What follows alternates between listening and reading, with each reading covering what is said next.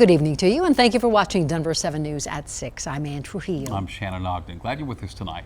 I think life has felt pretty normal lately. We've had fully maskless, packed St. Patty's Day parade downtown Denver last month. Friday, we had a big party for the Rockies home opener. COVID is making health officials rethink these relaxed restrictions.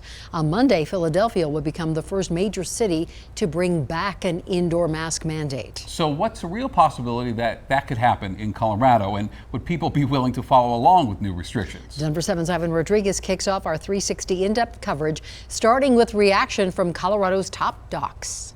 Living with the pandemic for the last 2 years has caused some to feel a sense of fatigue. I'm stressing out about stuff like Me this. too. And it just took up too much time, 2 years, right? It's been over 2 years. For others, as nice as it seemed to feel normal over the last couple of months, concerns linger. Feels like it's almost normal, but I can see the threat coming from somewhere. Right now, that somewhere is in the northeastern region of the country, where cases have risen as much as 64% in recent days. An increase western states are likely to see within weeks, but local health experts say what they've been saying all along: the most at risk are the unvaccinated population. While we are likely to see another upsurge in transmission and some higher case volume, like other parts of the U.S. we're starting to see now, I don't think we've got major concerns about seeing the same high levels of hospitalization and deaths, because we do have significant protections in place now, especially through vaccination. Colorado is currently seeing low hospitalization rates with a slight uptick in cases. The state health department tells Denver 7 it is closely monitoring the new variant to help anticipate potential changes, and also believes there's a high level of immunity because of vaccination and prior infection. Still, Dr. Barron with UC Health says a potential increase in cases remains important. At the end of the day, the goal still should be to try and protect yourself from getting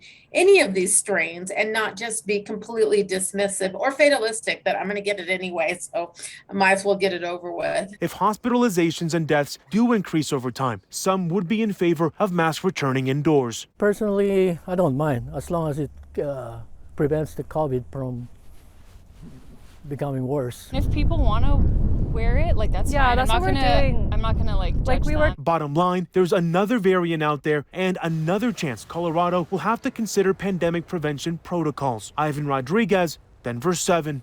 And the state reported 1,100 new cases of COVID today, and that is still well below the highs that we saw over the holiday season during the Omicron surge. So let's give you an idea of what most Americans currently are thinking about this pandemic. Axios put together a survey asking Americans if they thought COVID was still a crisis.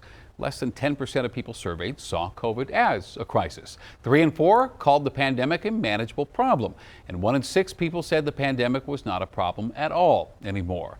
Now, as we've seen across our state, more than a third of people surveyed said they've already gone back to their regular pre-pandemic lives. And mask mandates no longer exist in our state, haven't now for months.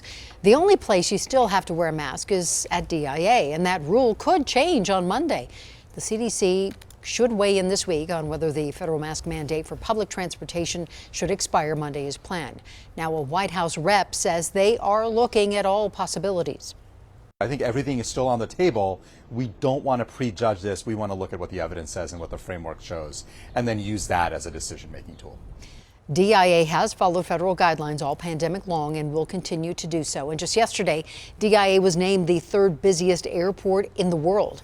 And there's no word yet if increased traffic at the airport would impact this. So, your turn. Let's hear from you. How are you handling the pandemic? Are you over it? Are you prepared to wear masks again if needed? Send your thoughts to 360@thedenverchannel.com.